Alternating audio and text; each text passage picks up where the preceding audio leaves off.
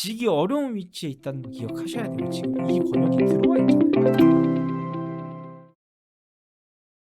시청해 주셔서 고맙습니다. 담보입니다. 요새 부동산 조정장이 조금 길어지고 있다 보니까 이제 많은 분들이 이걸 궁금해하세요. 부동산 바닥이 언제냐? 이 부동산 바닥 잡는 법을 좀 알고 싶다. 도대체 언제가 반등일까? 언제가 매수 타이밍일까? 이거를 조금 알려드리는 컨텐츠. 근데 부동산 바닥 잡는 법이 아니라 부동산 바닥은 알 수 없지만 바닥을 잡는 것보다 더 좋은 투자 효과를 볼 수 있는 방법에 대해서 저는 말씀을 드리려고 합니다. 오늘 영상은 진짜 중요한 영상이니까 꼭 끝까지 시청해 주시고 구독과 좋아요 부탁드립니다. 자, 지난 11월 전망에서 약간 러프하게 말씀드렸던 내용이에요. 근데 그거를 다시 디벨롭하고 업그레이드해서 이렇게 올리는 건데, 이게 이제 월간 전망 컨텐츠 같은 경우에는 매달 그냥 그때그때 뷰를 남기다 보니까 한 달이 지나면 컨텐츠가 약간 소멸이 되잖아요. 그렇게 묻히는 게 너무 아까운 거예요. 그래서 디벨로프에 재촬영을 하는 겁니다. 자, 이건 두고두고 보셔야 할 영상이라고 생각을 해요. 앞으로의 한 2년, 3년 부동산 투자의 전반적인 가이드가 되어줄 만한 영상이지 않을까 그렇게 자신을 합니다. 자, 오늘 컨텐츠는요, 제가 수십, 수백만 원을 내고 구독하는 유료 정보지나 프로테크의 데이터가 굉장히 많이 인용된 컨텐츠고요. 저는 이걸 이제 돈 내고 기업 회원으로 가입된 사람이라서 인용할 수 있는 겁니다. 다른 분들은 이거를 무단으로 뭐 퍼날라가고 막 이러면, 아니면 막 컨텐츠 재생산하고 막 새로 복사 붙여넣기 하고 이러면 법에 처벌 받으실 수 있어요. 그러니까 이거를 공유하고 싶다면 컨텐츠 그대로 링크로 공유하셔야 법적인 문제가 안 생길 겁니다. 주의하시고요. 여러분들께 한번 이 질문을 던져볼게요. 2011년에 이 인천 9월동 9월 힐스테이트 34평을 3억 3천에 매수한 영희 씨가 있다고 쳐볼게요. 물렸습니다. 왜냐하면 부동산 시장이 2014년까지 계속 하락장이었고 그 기간 집값이 계속 조정을 받았으니까요. 그렇게 해서 4년이 지나서 2015년이 왔어요. 2015년부터 다시 반등을 시작했죠. 4년 지나고 놓고 보니까 이 자산 평가가 2천이 준 거예요. 왜냐면 4년 전에는 3억 3천이었는데 4년 지나 보니까 3억 1천인 거죠. 아, 2천 떨어졌네요. 그렇죠. 근데 현금이 9천만 원이 생깁니다. 매매가는 2천이 떨어졌지만 전세가는 9천이 올랐거든요. 그래서 전세 4년 지나고 갱신해가지고 2년 2년 갱신해서 전세금을 새로 맞췄는데 수중에 9천만 원의 돈이 생긴 거죠. 2011년에 도공렉스를 13억에 사서 물린 처수 씨가 있다고 쳐볼게요. 도공렉스도 굉장히 좋은 단지죠. 이 좋은 단지가 4년 동안 떨어졌습니다. 2010년부터 2014년까지 하락장이었죠. 하락장이었는데 이때 떨어지고 나서 보니까 2015년 다시 회복할 때 보니까 내가 분명히 13억 좀 넘게 샀는데 가격이 12억으로 거의 1억이 떨어진 거예요. 엄청나게 떨어졌죠. 근데 유동현금이 2억이 생겼습니다. 전세를 새로 맞췄더니. 왜? 전세가가 6억이었는데 8억으로 뛰었거든요. 전세가율이 지금 굉장히 전국적으로 낮잖아요. 특히 투자가치 좋은 곳들은. 근데 걔네들의 전세가율이 올라간다면 같은 미래가 펼쳐지지 않을까. 자, 여기서 질문 한 가지 하겠습니다. 도곡 레스를 2011년에 왼쪽 무릎이다. 이게 대충 무릎이다라고 생각해서 한 채 샀어요. 한 채 샀는데 보유하고 있을 때 그 기간 동안 매매가는 계속 떨어졌지만 전세가가 엄청나게 올라간 거예요. 그래서 2015년에 돼 보니까 전세 갱신하고 나서 보니까 현금이 2억이 생긴 거예요. 어? 여기에 내가 좀 그동안 모은 돈 합치면 한 채 더 살 수 있겠는데? 근데 보니까 정부가 다주택자 취득세 관련해서 굉장히 많이 완화 기조로 혜택을 주고 있어. 그래서 별로 세금적인 불리함 없이 한 채를 더 살 수 있네? 그래서 한 채를 더 샀어요. 그렇게 해서 두 채를 산 거예요. 왼쪽 무릎에도 사고 오른쪽 무릎에도 산 거예요. 바닥에 못 샀지만. 자, 그리고 나서 이제 우리가 몇 년 지나서 한 2020년이 됐다고 쳐볼게요. 바닥을 맞추기 위해서 막 인내하고 있다가 정말 귀신같이 11억 바닥을 딱 잡고 산 분도 있어요. 자, 그런 분도 있다고 쳐볼게요. 2020년이 됐습니다. 누가 위너일까요? 누가 위너일까요? 여러분들도 알고 있고 저도 알고 있죠. 이 처음 가격은 더 비싸게 샀지만 결국 전세가 올린 거를 활용해서 합쳐서 한 채를 더 살 수 있었던 철수 씨가 위너죠. 바로 오늘의 주제처럼요. 무릎에 두 채 사라. 왜? 바닥 잡는 거는 모르겠는데 바닥 잡는 것보다 대충 바닥권, 무릎 위약권에 왔다라고 싶으면 전세가 오를 거를 기대하고 빠르게 사서 전세가 올라간 걸 이용해서 한 채 더 살 수 있을 때. 그러니까 하락장이 초반에 한 채 사고 하락장의 끝에 한 채를 더 사는 게 그냥 아예 바닥을 잡는 것보다 더 나은 선택이 될 확률이 높다라는 거예요. 그러니까 바닥 잡는 거는 정말 신의 영역이고 많은 분들이 맞추기는 어려울 거예요. 하지만 이거는 우리가 어느 정도 확률을 올려서 예측할 수 있다라는 거예요. 자, 많은 하락론자분들이 올해 혹은 내년 정도를 지난 2011년, 2014년 이때랑 비교를 많이 하십니다. 이때와 비슷하게 갈 거니까 앞으로 몇 년간 집을 사면 안 된다. 그리고 사이클상 뭐 5년 정도는 가기 때문에 5년 동안은 집을 사면 안 된다. 이렇게 이야기를 하시는 분들이 많죠. 바닥은 아직 좀 더 남았다. 한 10%는 더 떨어진다. 바닥 때까지 기다려라. 저는 여기에 반대 의견을 좀 내고 싶어요. 무주택자인 분들이 이제 집 한 채 사고 추가적인 투자까지 해서 다주택자를 꿈꾸고 좀 부동산 투자를 잘하고 싶고 내가 좀 이렇게 부를 좀 투자 소득으로 많이 잃어가고 싶은 분들, 자산 소득을 잃어가고 싶은 분들 기준이라면 그분들의 주장처럼 지금이 2011년, 2014년과 같다면 오히려 집을 적극적으로 매수해야 될 때라고요. 기다리는 게 아니라 매수해야 되는 구간, 매수 구간이지 기다리는 구간이 아니다 이 말을 하고 싶은 거예요.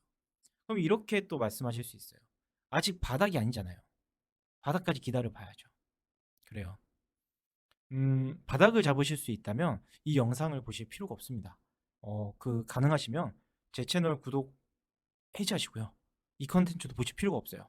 이 비꼬는 게 아니라 알아서 잘 하실 거고 훗날 저보다 훨씬 더 큰 부를 이루실 거예요. 저는 절대 못 하거든요, 그거. 저는 투자 17년 했는데 바닥 잡는 거 못 하거든요. 그래서 오히려 제가 배워야 되기 때문에 어, 그런 분이 바닥을 잡을 수 있는 분이 제 컨텐츠를 보시면 저는 오히려 부끄럽습니다. 그러니까 알아서 잘 하시면 될 것 같습니다. 그런데 요거 하나 좀 여쭈고 싶어요. 바닥을 정말 잡을 수 있으신지, 그리고 바닥이 오면 그때 정말 그 분위기에 사실 수 있는지, 그리고 그 바늘구멍 뚫듯이 바닥을 맞추고 또 거기서 흔치 않게 용기를 내서 바닥을 잡았어요.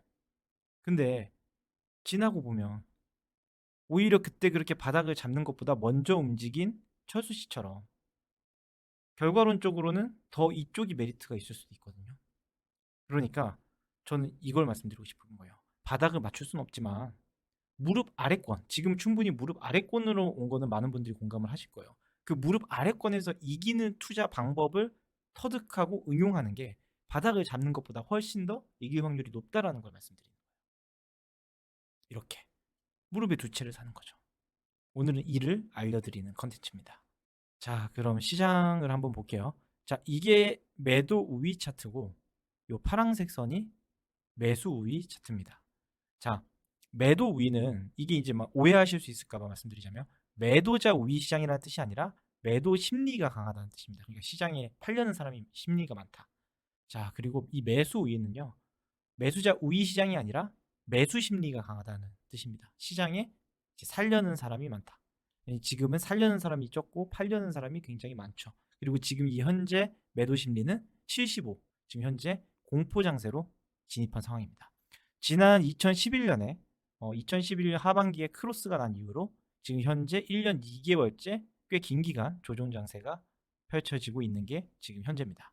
공포 장세에 진입했을 때 우리가 투자를 하는 사람이라면 매도를 고려해야 될까요? 매수를 고려해야 될까요? 당연히 매수를 고려하는 거예요.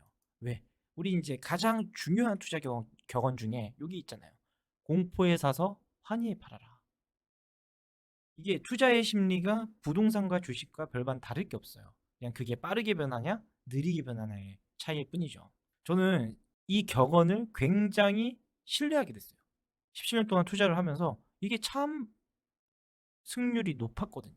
그래서 저는 이 공포 탐욕 지수를 주식 투자에서 특히 많이 응용하는데 보시면 지난 몇 달 동안 이 공포 탐욕 지수가 이렇게 탐욕으로도 갔다가 공포로도 갔다가 심지어 초절정 공포 아래로도 떨어진 게 몇 번 있었죠. 근데 이 초절정 공포를 지나면 항상 귀신같이 시장은 다시 탐욕으로 중립으로 올라갔었습니다. 저는 그래서 요때 사서 요때 파는 전략을 계속 하면서 올해 주식 투자를 해서 돈을 벌고 있죠. 이 많은 분들이 지금 주식으로 손실 보고 있는 올해 이런 말씀을 드려서 죄송하지만 저는 오히려 작년보다 돈을 더 벌고 있잖아요. 이거는 뭐 제 블로그나 유튜브 꾸준히 보신 분들은 뭐 다 남아 있으니까 뭐 딱히 인증할 필요가 없겠죠. 지난 글 보시면 보세요. 2022년 9월, 2022년 5월, 2022년 7월 다 초절정 공포, 초절정 공포, 초절정 공포. 이때 저는 풀매수를 때려버렸습니다. 자, 다시 한번 9월, 5월, 7월 보세요. 자, 9월, 7월, 5월 그잖아요. 저는 초절정 공포에 사서 중립 정도, 중립 이상 혹은 탐욕으로 올라갔을 때 매도를 하면서 올해 계속 투자로 돈을 벌고 있어요. 요걸 이제 저는 단기 반등을 노린 단타 투자, 카멜레온 투자라고 이름을 짓고 사용하고 있죠. 부동산이라고 다를까요? 부동산에서도 활용할 수 있어요. 크게 보면 공포와 탐욕을 계속 반복해 왔어요. 부동산 시장도. 그리고 장기적으로 보면 주식시장이든 부동산 시장이든 그 공포와 탐욕을 왔다 갔다 하면서 결국 멀리 보고 크게 보면 우상향을 해왔죠. 주식시장과 부동산 시장이 조금 다른 건 현장 심리가 부동산은 굉장히 중요하다는 거. 그리고 변동성이 주식시장처럼 빠르진 않다는 거. 그 정도가 있겠죠. 잘 생각해 보세요. 세종시를 제가 엄청 예찬했던 사람이잖아요. 2019년부터 2020년 초까지 엄청 세종시를 예찬하다가 2020년 8월 딱 지나고 나서 이제 급하게 태세 전환을 했었죠. 세종시 이제 조정받을 것 같다. 그걸 아예 그냥 글로도 올렸었죠. 공지로도 올렸었고. 갑자기 왜 그렇게 태세 전환을 했을까? 왜냐면 여러 가지 이유가 있겠지만 조정이 올 것으로 보는 이유 중 큰 이유 중 하나가 현장 심리가 비이성적으로 환희, 그러니까 탐욕이라고 하죠. 환희와 탐욕이 젖어 있었어요. 특히 매도자분들의 탐욕이 너무 과하다라는 지적도 제가 한 적이 있었어요. 매수자가 따라붙을 수 있게끔 호가를 올려야지 이거는 정말 너무 탐욕적이다 이렇게 비판을 한 적이 있었죠. 자, 실제 물론 저는 바닥을 맞추지 아니 고점을 맞추지 못했어요. 실제로 제가 그 말을 한 이후로도 몇 달 동안은 시세가 더 올라갔죠. 그리고 이 정작 조정은 21년 상반기부터 있었죠. 몇 달 지나고 나서 조정이 시작됐어요.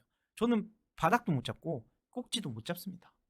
그리고 지금 2년이 지났는데 2년이 넘게 지난 지금은 저는 반대로 세종시가 지금 심리적으로 공포 장세가 너무 과하다고 봐요. 세종시는 장기적으로 굉장히 유망한 도시예요. 근데 그 장기적으로 유망한까지도 이게 조정이 계속되다 보니까 의심하는 분들이 많이 생기고 있어요. 그게 지금 공포 장세가 과한 증거 중에 하나거든요. 그래서 저는 오히려 매수를 지금은 또 권하고 있습니다. 이건 또 어때요? 제가 작년에 다주택자 상담을 아예 막아버렸잖아요. 저는 다주택자 상담은 계속 거절하고 있었는데 그런데도 계속 다주택자 상담이 들어와서 제가 답답해갖고 아유 그냥 대충 이렇게 좀 돌려서 말하면은 이해하셔야지 이거를 굳이 이렇게 콕 찍어서 얘기하게끔 만드냐 하면서 그냥 공지로 지금은 실수요자 빼고 집 살 때 아니라니까요. 투자할 때 아니라니까요. 이러고 그냥 아예 공지를 올려버렸잖아요. 이거 답답해서 그런 거예요. 답답해서. 이때 뭐 총자산이 순자산보다 더 중요하다. 아니 말이 돼. 당연히 순자산이 중요하지. 왜냐면 순자산이 많으면 총자산은 언제든 늘릴 수 있어. 근데 총자산만 많으면 떨어질 때 버틸 수가 없고 이 순자산이 많은 사람만큼의 이 유불리가 없단 말이에요. 그렇게 이 순자산이 중요한 건데 순자산의 중요성을 망각하고 막 무지성으로 주택수를 늘리는 분들, 막 특히 세후 수익 고려 안 하는 분들, 막 저는 정말 주식시장의 공포 탐욕 지수에 약간 익스트림 그리드, 그러니까 완전 초절정 탐욕 같은 느낌, 그런 느낌을 저는 받았거든요.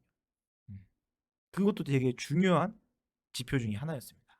지금 서울 부동산 심리 지표는 제가 늘 투자해서 매수를 고려해야 된다고 말하는 공포 장세에 진입한 상황입니다. 특히 서울 재개발 같은 경우에는 저는 이제 거의 초절정 공포라고.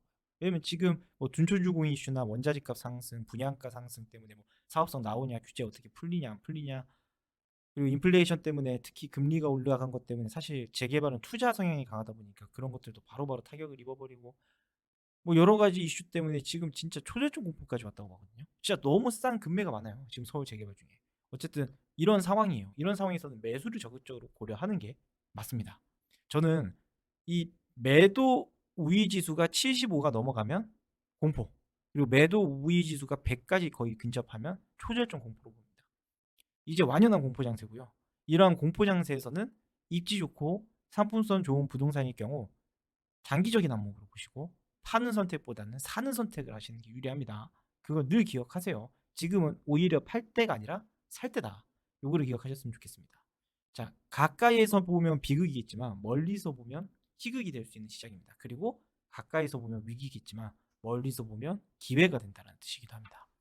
자, 경제 위기. 지난 2009년, 2011년 이거 많이 비교하시는데 그때랑 한번 비교를 해볼까요? 저는 아직 30대 중후반이에요. 뭐 부동산 투자 인플루언서 쪽에서는 상당히 어린 편에 속하죠. 그래서 그런지 좀 아직 경험이 부족하다라는 느낌으로 바라보시는 저보다 선배 세대 분들이 많아요. 저는 특히 40, 50대 분들한테 저는 여쭤보고 싶은 게, 자, 물려받은 자산이 없는 흙수저 출신이에요. 그리고 저는 32살에 이미 자산이 많다는 이유로 국세청에 불려가서 막 세무조사 받던 사람. 그리고 심지어 저의 투자 나이는요, 절대 어리잖아요. 왜냐면 저는 2006년부터 투자를 시작했고 올해로 17년 차거든요. 투자로 보면 진짜 중년 이상이에요. 저는 투자 초보 시절에 리만 브라더스 사태 온몸으로 때려 맞았고요. 저는 두 번의 경제 위기와 두 번의 하락장 다 때려 맞았고 이를 모두 이겨낸 30대라는 걸 좀 기억해 주셨으면 좋겠어요. 심지어 저희 아버지는요, IMF 때 골프장 건설업에 계셔가지고, 왜냐면 건설업이 IMF 때 제일 타격 입은 분야잖아요. 근데 심지어 골프, 약간 귀족 스포츠 더 타격 입었어요. 양 싸다고 맞은 업종이에요. 그때 계셨기 때문에 완전 집안이 풍비박산이 났거든요. 저의 삶도 송두리째 바뀌었었고 20살 때부터 했으니까 이때를 겪었고 그 차이가 좀 있습니다. 요거를 좀 기억해 주셨으면 좋겠고요. 자, 어쨌든 이게 이 당시 분위기를 모르는 분들이 있는데 2008년부터 2014년까지 계속 조정을 받은 줄 알아요. 아니에요. 2008년, 2009년 이때 리만 브라더스 사태 터지고 잠깐 조정받았다가 바로 V자 반등했었어요. 이 심리가 역으로 보시면 돼요. V자 반등을 바로 했었는데 그 이후에 정작 진정한 조정장은 2010년부터 2014년까지 이렇게 왔었죠. 4, 5년간. 그러니까 요거는 단기 조정장, 충격장 이렇게 보셔야 되고 요게 하락장 이렇게 보시는 게 맞아요. 자, 그럼 이제 이때 하락장의 원인을 한번 생각을 해봅시다. 2009년에서 2014년 하락장의 원인이 무엇이었냐? 그거를 뭐 공급 때문이다, 보금자리 주택 때문이다, 뭐 아니면 리만 브라더스 사태 때문이다, 그러니까 너무 많이 올랐기 때문이다, 뭐 여러 가지 이유를 많이 이야기를 하시는데 사실 그거를 절대 단편적으로 하나의 이유로 얘기를 할 수 없어요. 애초에 하나의 이유라면 부동산 시장이 5년 동안 조정을 받을 리가 없어요. 복합적인 요소들이 많이 쌓인 건데 첫 번째로는 이 수도권에 쌓인 누적 공급량이요. 자, 이게 1986년부터 지금까지의 수도권 입주량인데, 자, 이 구간을 보세요. 1기 신도시 입주했던 1992년부터 이 2010년까지 거의 20년 동안 물량이 굉장히 많았습니다. 수도권이. 그러니까 누적된 물량이 굉장히 많았다. 요게 첫 번째. 그리고 요 구간 동안에는 요때부터 시작해서 요 구간에는 미분양이 꽤 조금씩 쌓이기 시작해요. 그래서 입주주민 미분양이 굉장히 많이 쌓였어요. 그 미분양이 많이 쌓인 거. 여기 첫 번째 이유. 자, 그리고 미국발 부동산 위기로 인한 금융 위기였죠. 서브프라임 모기 사태는 부동산 금융이 무너져서 생겼던 위기였잖아요. 시장 심리에는 영향을 일부분 줄 수밖에 없는 거고. 자, 그리고 세 번째로는 노무현 정권 하반기에 이제 노무현 정권이 규제 일변도 정책에서 약간 공급 정책으로 노선을 틀었죠. 정권 중반에. 그래도 욕을 많이 먹었었잖아요. 오히려 그 자기네 진영 쪽한테. 그랬었는데 이 공급 장려 정책으로 시장에 되게 강한 신호를 줬었죠. 이 시장이 주는 시그널이 중요한 건데 이게 그러니까 부동산이라는 게 실제로 눈에 보이는 입주량도 중요하지만 앞으로 정부가 얼만큼의 입주를 추진하고 있다는 기대 심리도 되게 중요한 거고 이 당시에는 이 노무현 대통령의 뚝심을 국민들이 믿어줬기 때문에 심리가 그에 맞춰서 시그널에 반응을 했다는 거예요. 좀 기다리면 정부가 많은 양을 공급해 주겠구나. 또 많은 청약이 기다리고 있겠구나. 청약 통장을 좀 지키고 있어야겠구나. 이런 좀 기다려도 된다라는 시장에 안심을 주는, 그러니까 그때 전세가가 올라간 거예요. 그런 신호가 있었던 거죠. 자, 그리고 네 번째로는 이명박 정권의 서울 요지 반값 주택 추진을 했던 거. 그게 이제 그냥 애매한데 그냥 막 가서 사세요 이게 아니라 서울에 굉장히 입지가 좋은 곳들이었고, 보금자리 주택 말하는 거예요. 이게 이제 실제적으로 경쟁 매물 대비 거의 반값에 살 수 있다 보니까 이게 주변 시세를 좀 끌어내리는 효과를 가져왔었죠. 그리고 주변 시세 효과를 끌어내린 효과가 하향 편준화를 시키고 같이 끌어내리고 연쇄작용을 하면서 시장이 전반적으로 심리를 좀 안정화시키는 역할을 했죠. 물론 이게 막 공약대로 엄청나게 많은 양을 짓지는 못했어요. 근데 이게 심리에 많은 영향을 줬었다. 그리고 지난 몇 년간의 누적 상승에 대한 피로도도 있었죠. 왜냐하면 계속해서 노무현 정권 초기에는 상승장이었으니까 그리고 그 전에도 계속 상승장에서 이어져 왔으니까. 그러니까 그런 피로도가 쌓인 거죠. 지금도 마찬가지입니다. 이거는 부정할 수가 없는 거예요. 지금도 지금 현재 한국 부동산은 지난 몇 년간의 누적 상승에 대한 피로는 어느 정도 쌓여 있는 상황입니다. 자, 그리고 시장 심리 등이 복잡하게 얽힌 결과죠. 뭐 하나 가지고 단편적으로 말할 수 없는 거죠. 자, 어쨌든 이런 요소들 때문에 부동산 시장 침체가 됐는데, 그리고 여러분들이 지금 보고 계신 것들이 있죠. 뭐죠? 분양이 하나둘씩 밀리기 시작하고, 분양 예정이었던 거를 갑자기 연기하고, 그리고 뭐 하던 거 갑자기 취소되고, 그죠? 그리고 분양가를 높게 잡지 못하니까 사업성 안 나와가지고 뭐 건설사도 힘들어지고, 웬만한 거 아니면 추진이 다 보류되고, 그죠? 이런 상황이 지금도 펼쳐지고 있잖아요. 그 말은 뭐냐면 향후 장기 상승의 기반이 돼요. 그게 무슨 말이냐면, 자, 이때도 마찬가지였어요. 이때 물량이 많고 뭐 어쨌든 뭐 여러 가지 복합적인 요소로 부동산 경기가 침체가 오니까 물량이 줄어들어요. 물량이 줄어드니까 어떻게 되죠? 물량이 부족하면 일단 전세가부터 올라가죠. 전세가 가버리면 어떻게 되죠? 매전 갭이 줄어들죠. 그리고 물량이 부족하니까 이제 심리가 다시 살아나죠. 그렇게 돼서 투자 수요가 늘죠. 그러면 집값이 다시 올라가기 시작하죠. 근데 집값이 본격적으로 올라가기 시작하는데 몇 년 동안 쌓여있는 누적 물량이 없다 보니까 더 폭등을 하게 되는 거예요. 그리고 이제 완전 시장에는 심리가 살아나서 그 심리가 다른 것들 다 이기고 막 올라가는 그런 장면이 펼쳐지죠. 이때 요래 썼다 이거죠. 근데 지금 향후 몇 년간 이럴 확률이 높다 이거예요. 물량이 줄어드는. 그리고 예정되어 있던 이 물량들, 미정되어 있던 물량들도 다 표류가 돼버리는. 이렇게 돼버리면, 네, 맞습니다. 그럼 또 장기 상승의 기틀이 될 수도 있는 거예요, 이게. 그거는 모르죠. 지나봐야 알겠지만. 확률적으로는 그게 굉장히 높다 이거예요. 심지어 지금은요, 인플레이션으로 인한 원자재 값이랑 건축 단가 폭등까지 이슈가 있고요. 그죠? PF 금리 상승도 있죠. 그죠? 그러니까 인허가 착공 물량이 더 부족할 수도 있어요. 이때보다. 되게 무서운 얘기입니다. 자, 그럼 이런 질문을 하실 수도 있을 거예요. 아, 그러면은 2014년처럼 이때가 바닥이었으니까 지금부터 한 3, 4년 더 기다렸다가 이때 사면 되겠네요. 근데 또 이때처럼 조정을 이렇게 장기간 받을 거다? 이거는 또 장담할 수가 없어요. 왜냐면 그때와 비슷하면서 되게 비슷하죠. 비슷한데 비슷하면서도 다른 부분이 있어요. 뭐냐면 첫 번째, 누적 공급량 계속 강조하고 있죠. 누적 공급량이 이전 시기처럼, 그러니까 1992년에서 2010년 이 20년 가까운 시기 동안 쌓인 이거와 지금 한 6년 정도 쌓인 거와는 좀 다르죠. 음. 애초에 쌓인 거 자체가 달라요. 누적 공급량이.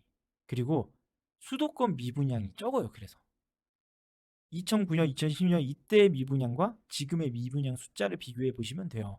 훨씬 적어요. 자, 그리고 세 번째, 서울 요지에 대규모 주택을 공급할 만한 정책도 없고 또 추진되고 있는 사업도 딱히 없어요. 이번에 둔촌주공은 되죠. 근데 그 외에 다른 대단지들, 얘네들 지금 재건축이나 리모델링 같은 거 다 틀어막고 있는 상황이고, 아직까지 별다른 추진이 안 되고 있는 상황이고, 물론 음마 아파트가 되긴 하겠지만 그거 한 10년 지나야 되고, 그죠? 너무 질질 끌었단 말이에요. 그리고 네 번째, 2011년, 2012년에 반값주택, 보금자리 주택 같은 이런 주변 경쟁력을 끌어내릴 상품이 지금 없어요. 그런 정책의 부재도 있죠. 그리고 다섯 번째, 이번 위기는 본질적으로는 부동산발 위기가 아니에요. 그죠? 왜냐면은 미국 같은 경우에도 이 서브프라임 모기지 사태 그때의 이제 아픔이 있기 때문에 제도적으로 많은 개선을 해놔서 부동산 시장이 그렇게 리스키하지가 않거든요. 우리나라도 마찬가지고 본질적으로 부동산발 위기가 아니라 코로나 이후의 유동성 공급과 그거를 급하게 쪼이려고 하는 움직임과 그리고 전쟁 그리고 인플레이션, 이게 위기의 초석이잖아요. 음. 그리고 여섯 번째, 대한민국의 산업 구조랑 재무 구조가 이전보다 훨씬 건강해요. 대한민국 굉장히 많이 발전했어요. 그 10년 동안에도. 그리고 산업 구조 자체가 여러분 4차 산업을 앞으로 선도할, 지금 당장 주가 막 안 좋고 수출 실적 안 나오고 하지만 내년부터 한번 보세요. 대한민국 위상이 달라질 거니까.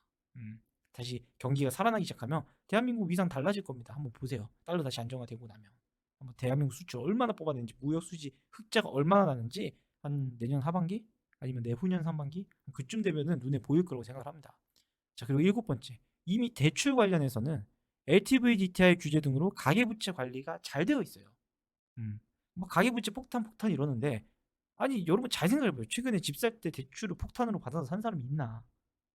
이게 지금 전세라는 좀 우리나라의 특이한 제도 때문에 이게 이런 형태로 보이는 거지만 부동산 관련된 가계부채는 관리가 잘 돼 있단 말이에요. 여덟 번째, 시장 참여자들의 정보 불균형이 이전과는 비교할 수 없을 만큼 많이 해소됐어요. 음, 이제 앱도 많이 생겼고 프로테크도 많이 생겼고 커뮤니티도 많이 생겼고 SNS도 많이 하고 이렇게 서로 정보 교류가 빨라지면서 사람들이 웬만하면 이제 다 알죠. 그때처럼 막 앞으로 뭐 대한민국 일본 따라간다 이런 말을 믿는 분은 없겠죠. 왜? 지금 일본 그냥 야후 들어가고 일본 쪽 부동산 사이트 들어가 보면 뭐 도쿄 미나토 같은 데는 서울 강남보다 평당가가 3배 4배 비싼 거 다 보일 거니까 도쿄의 강남이 강남이 서울의 강남보다 3, 4배 비싸요. 음. 그런 거 안 믿죠, 이제. 뭐 도쿄 따라간다? 도쿄 따라가면 빨리 강남 사야 될 거 아니야. 그네. 그쵸. 어쨌든. 음. 그런 불균형. 그리고 아홉 번째, 자산 시장에 대한 학습 효과가 많이 쌓여 있어요. 그러니까 지난 2009년, 2010년 지나 보니 그때 집을 오히려 샀어야 된다라는 걸 다 알고 있잖아요. 그 학습 효과가 많이 쌓여 있다. 그때와 지금 다른 게 바로 이런 요소들이다. 그걸 좀 기억하시면 좋을 것 같아요. 그렇기 때문에 이전과 같을 거라고 기다리다간 역으로 뒤통수 맞을 수도 있는 거예요. 그러니까 예측이 어렵고 너무 예전과 같은 형태로 움직일 거라고 기대하면 질 확률이 높다. 이렇게 말씀을 드리는 겁니다. 단기 조정일지 장기 하락일지는 지나봐야 알겠지만 어쨌든 지난 하락장은 서브프라임 모기지와 또 이어져서 V자 반등한 다음에 다시 글로벌 경기 침체 기간 요 기간까지 포함해서 약 6년 반이라는 장기간의 하락장이었어요. 6년 반. 그 2008년까지 합치면 이때를 기반으로 시장에는 두 가지 전망이 나오는데 첫 번째로는 긍정론. 전쟁이나 뭐 인플레이션, 급격한 금리 인상 이런 것들로 인한 일시적 충격이고 내년에 바닥 찍고 반등할 거다. 이런 긍정론이 있는가 하면 부정론도 있어요. 지난 2008년에서 2014년 6년 반의 장기 하락장이 데자뷰로 펼쳐질 거다. 앞으로 5년 동안은 집 사지 마라. 이런 의견. 이게 이제 대표적인 두 가지 의견이죠. 근데 요거를 좀 세분화하고 디테일로 따져보면 세 가지 경우의 수가 이렇게 나오죠. 세 가지 시나리오가. 첫 번째, 이 08년 09년 일시적 충격 후 잠깐 반등했었잖아요. 잠깐 반등하고 다시 하락한 적이 있었어요. 그렇죠? 이게 2008년에서 2014년까지 움직임이었잖아요. 요 사이클 반복해서 이렇게 펼쳐질 거다. 그러니까 지금 이런 상황인데 내년에 잠깐 반등하더라도 이렇게 될 거다. 요게 이제 첫 번째 의견. 자, 두 번째. 이번엔 단기 반등 그런 거 없어. 앞으로 수년간 대세 하락장이야. 앞으로 집 사지 마. 음. 그리고 세 번째로는 08년 09년에 일시적 충격처럼 단기 충격 주고 다시 반등해서 또 이제 안정적인 우상향이 펼쳐질 확률이 높다. 이런 뷰. 이렇게 세 가지가 있어요. 저는 약간 요거에 가까워요. 거의 이쪽이고 여기 살짝 섞여 있어요. 이렇게 될 수도 있다. 라고 어느 정도 인정을 하는. 한 요거 20에 요거 80? 1번 20에 3번 80 정도의 상황. 저의 뷰는. 이런 사람이고 이게 대표적으로 전통적인 하락론자분들이 많이 얘기하는 거죠. 그리고 요거는 이제 뭐 사이클이나 데이터 이야기 많이 하시는 분들이 주로 펼치는 논리죠. 어떻게 될지는 모르죠. 누구 말이 맞을지는 지나 보면 알겠죠. 자, 근데 이 세 가지 시나리오를 다 무시하고 저는 이 질문을 한번 드려볼게요. 어쨌든 이 구간 지금 우리가 지나고 있는 이 구간에서 이 매수 매도 우위 지수가 바닥권을 형성하고 있는 이 상황에서 그냥 던지는 금매 잡아두고 1년 반이 걸리든 뭐 6년 반이 걸리든 대략 7년에서 10년이라는 롱텀으로 똘똘한 곳을 보유하고 있다. 그거 어떻게 될까요? 1번 분께 물어볼게요. 한 7년에서 10년 롱텀이면 지금 금매 사면 결국 오른다는 소리요? 떨어진다는 소리요? 그 정도면 오르겠죠. 아마 이렇게 대답하지 않을까. 2번 분한테. 2번 분은 아마 1번 따라간다고 하실 거니까 논의를 하고. 자, 다음 3번. 3번 분은 당연히 좋죠. 라고 할 거고. 그죠? 음. 지나고 나서 알게 되면 무슨 소용이 있어요? 이거를 이 세 가지 시나리오가 있는데 이거를 예측하려고 하기보다는 음, 조금 더 승률을 높일 수 있는 투자자의 면모를 보여야겠죠. 그러니까 가만히 있기보다는 이길 확률이 높은 방법을 찾아 나서고 실행에 옮겨야겠죠. 다시 한번 그 방법이 뭘까요? 이길 확률이 높은 방법. 장기적인 안목으로 바라보고 지금 유리한 선택을 한다. 7년에서 10년이라는 계산으로 넣고 때려보면 결국 지금은 오히려 금매를 사야 할 때다. 저는 그렇게 생각을 합니다. 왜? 지난 10년간의 통화, 생산, 물가, 임금 변천사를 볼게요. 자, 통화량 이미 2배가 넘게 시장에 돈이 풀렸습니다. 올해 잠깐 오르는 폭이 조정받고 있지만 결국 또 올라갈 거예요. 항상 통화량은 그래 왔으니까. 연준 통화량은 이랬고. 자, 1인당 국내 총생산을 볼까요? 자, 26,000이던 1인당 국민 총생산이 이제 32,000, 뭐 이제 35,000 간다 이러고 있고. 그리고 정부가 예측치를 작년에 발표한 게 있죠. 2025년쯤 되면 4만 돌파한다.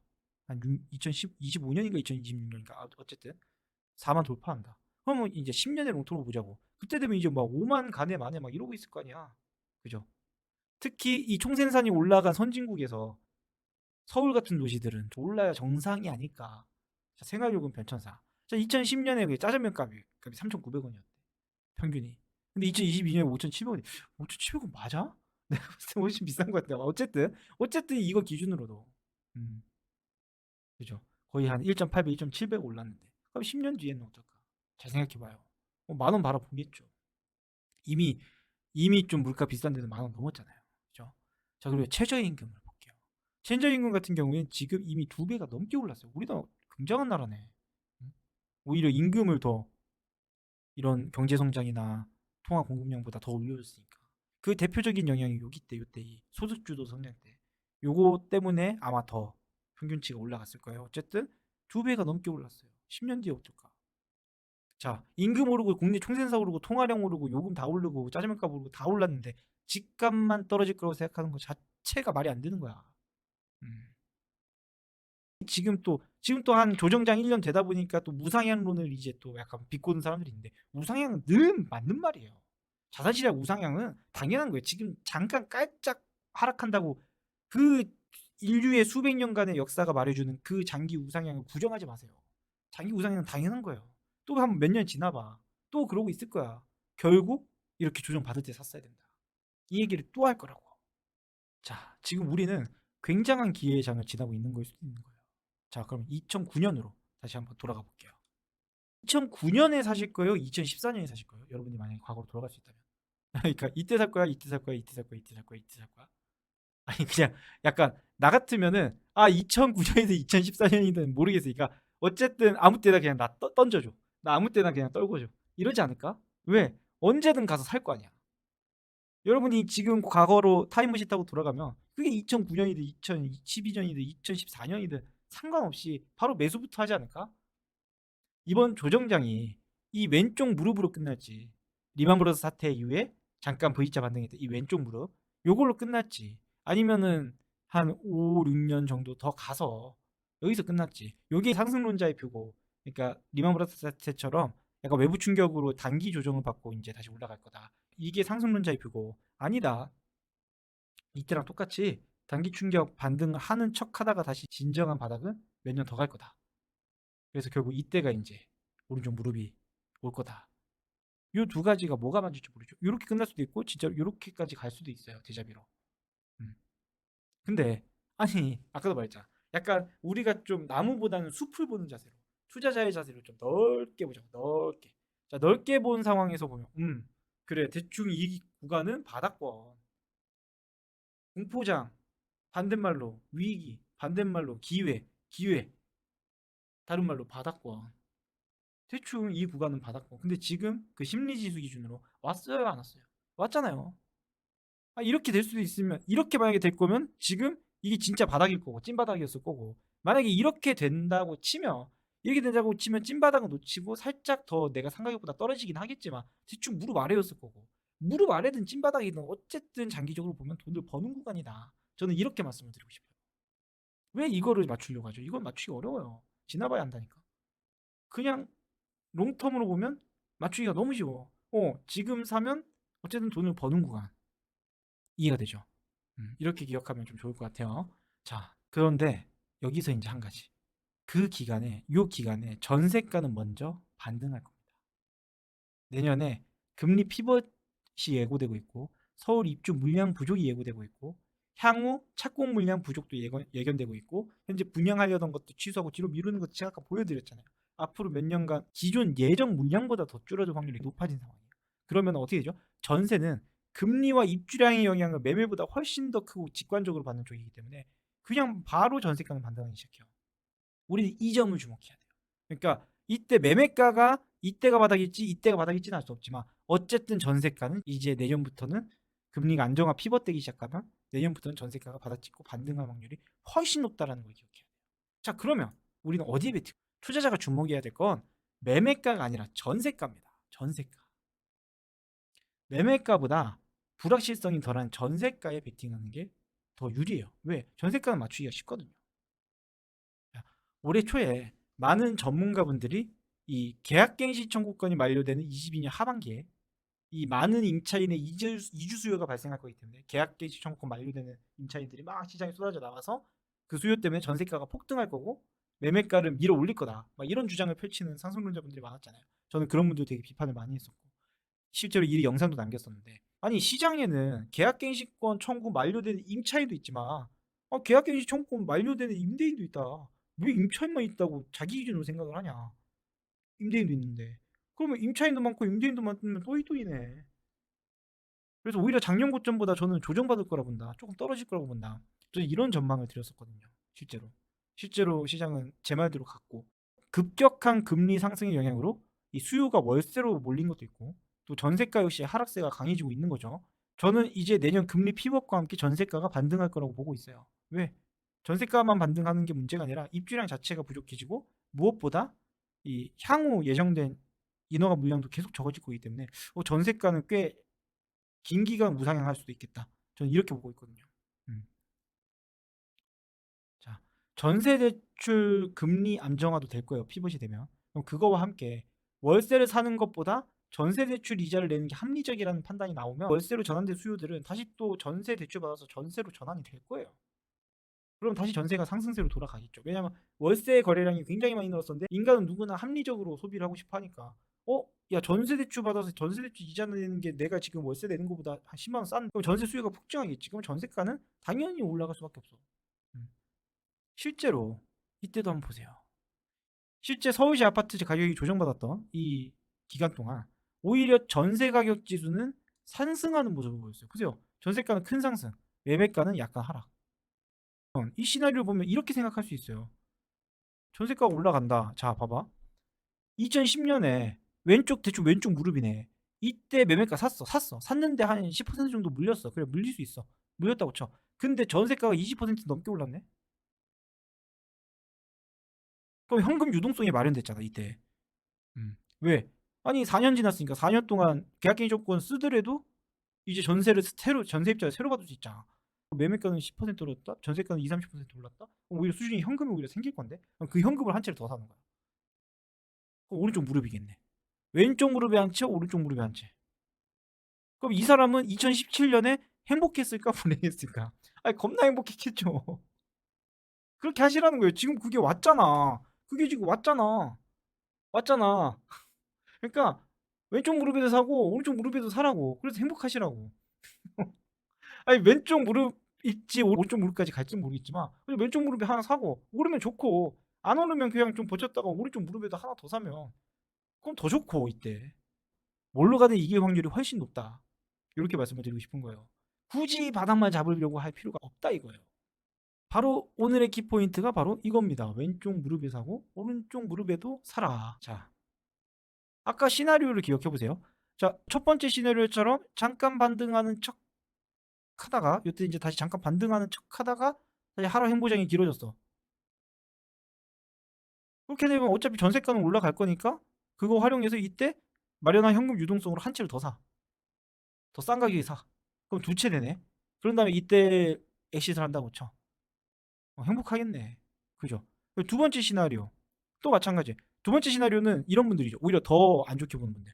이렇게 잠깐 반등도 없어. 야, 이렇게 상태로 계속 그냥 하락장 지속되다가 이쯤 돼서 반등할 거야.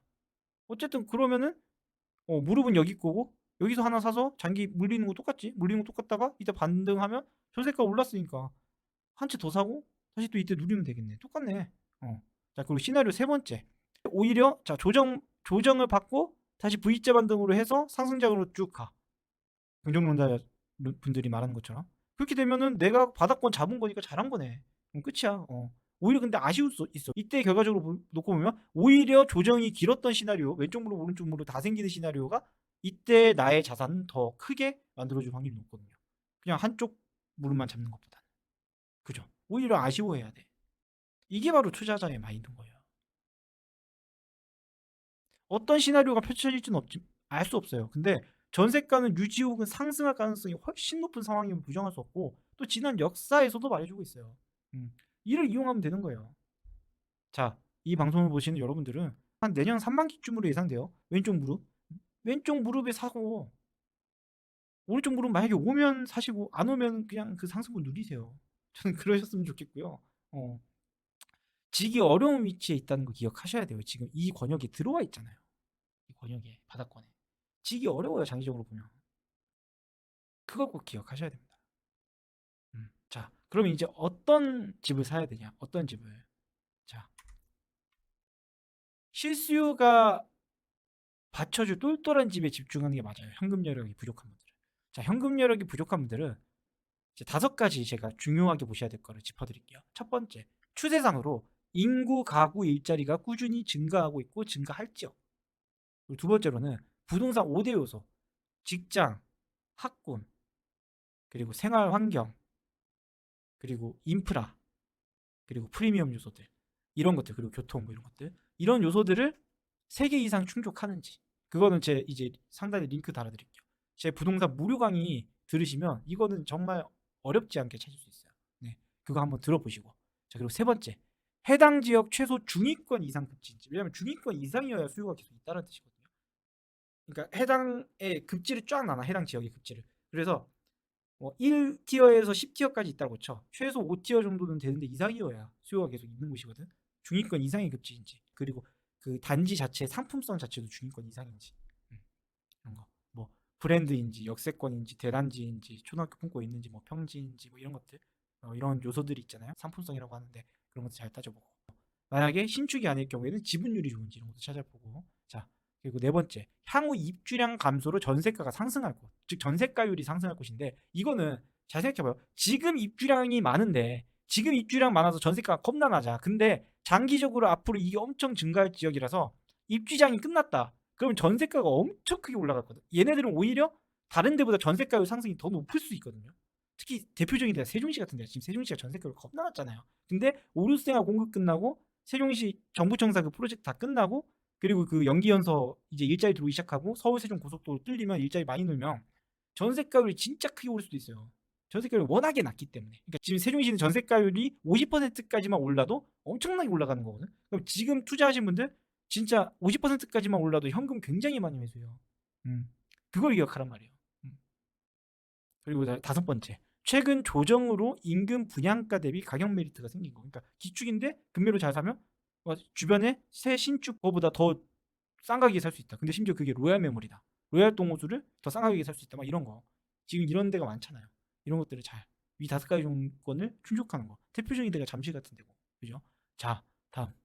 현금이 많은 분들은 오히려 저는 재건축 재개발 쪽을 보셨으면 좋겠어요. 왜냐하면 첫 번째로는 금리의 급격한 인상으로 투자 심리가 위축됐죠. 그죠? 두 번째, 원자재 건축 단가 상승으로 인한 속도가 지연됐죠. 그죠? 그러면 이 속도가 지연됐다는 건 향후 분양 물량이 줄어든다는 거고, 그 말인즉슨 미래에 내게 신축이 됐을 때 신축이 겁나 부족할 거라는 뜻이에요. 경쟁 우위가 된다고요. 그죠?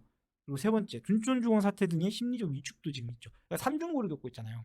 조정폭이 더 크거든. 그래서 지금 재개발 재건축이 이거를 입지 좋은 재건축 재개발을 멀리 보는 안목으로 투자하시는 게 훨씬 더 낫다고 봐요.